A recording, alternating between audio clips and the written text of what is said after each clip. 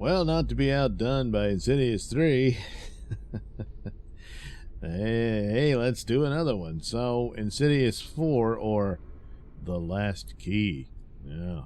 Hey, what's that about? Well, continuing on with exploring the main character now, which is Elise. And how'd she get into this crazy ghost business in the first place? So, we go back all the way when she was a little girl. And she's already starting to have, strong psychic powers. She's made contact with other entities and stuff like that. And but her dad doesn't like that. Dad is a very bad daddy.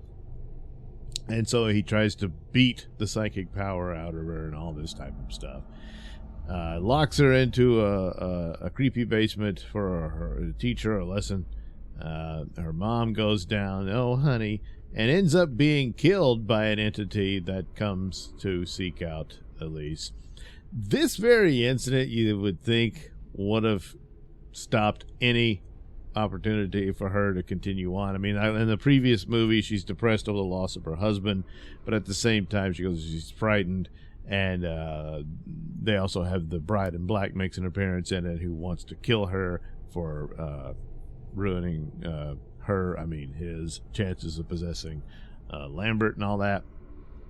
So again, when you're retroactively telling the origin of a character, yet your previous films have already shown them established, as an adult and whatnot, and then you go back to do something in their childhood, that's even more so than what she suffered later, and this breaks her from her course in life and all that, because we saw her, as a young adult, getting introduced to this and having her career in being the psychic that helps people with ghosts and demons and all that, and yet this is how it begins.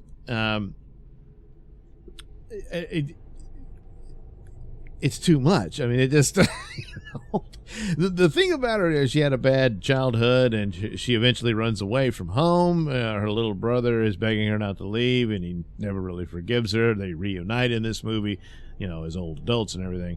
But still, this it's such a shocking thing that happens right in front of her and everything. And what it is she's locked alone in that basement, and she makes contact with this entity, and this entity is the one with the keys. So there you go, the last key, and it uses keys to shut people's voices off while it's torturing them and taking possession of them, stuff like that. Once again, with the creepy visuals is the high point of Insidious. Story-wise, not so much. And of course, all the sets are great and everything. It's all creepy and spooky and everything. But so yeah, her mother is killed as a result of this. The father, blames the daughter for it and everything. And things get worse, so they jump a little further in time, and she's more of a teenager, and that's when she decides she's had enough and runs away. She makes contact, seemingly with another entity, and the father comes in and threatens to beat her again, and she said, well, that's enough, I'm out. And that's it. She never looks back.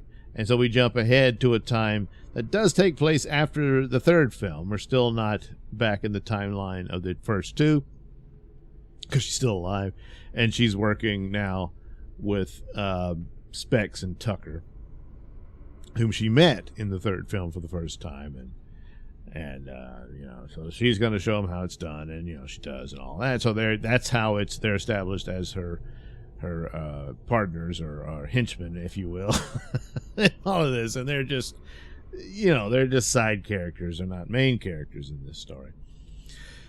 And so the only real twist here for this one, not anywhere near as strong as the one they did for the second film about time and everything, is you think it's a ghost, but it isn't. So, okay.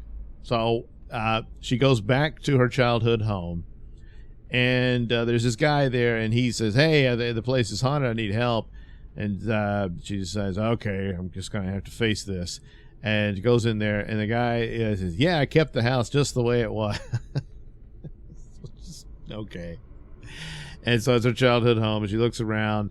There was a scene where their mom gave her brother a whistle to blow in case he feels troubled or whatnot, or scared.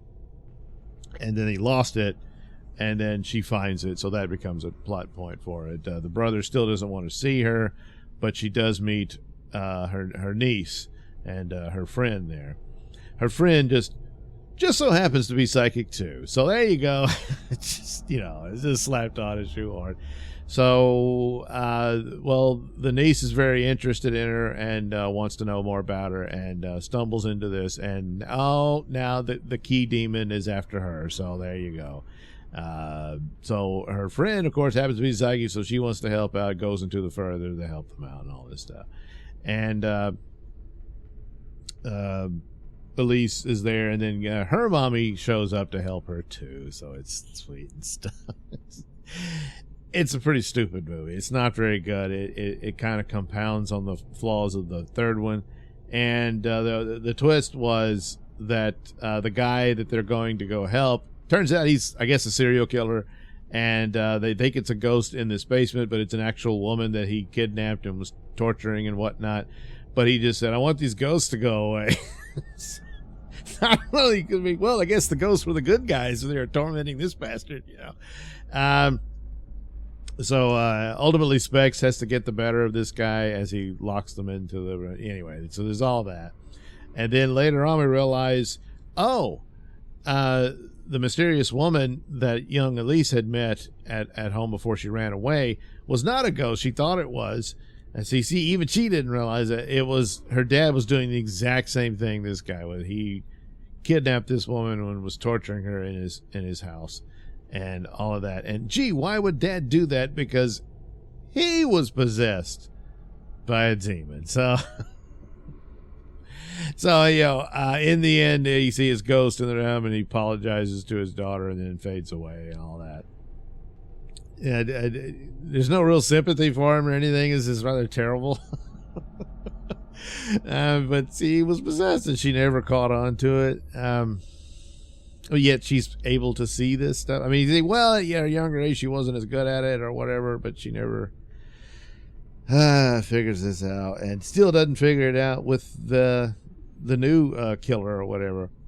So it's a bit of a mess. Again, the strong points, it's well shot. The mood and atmospherics is strong and all that, which is mostly what it is. But still, a little too much on the silly with the characters, and everything's happy and wonderful, and then just this new girl shows up. Hey, I'm psychic too. Okay, you can help.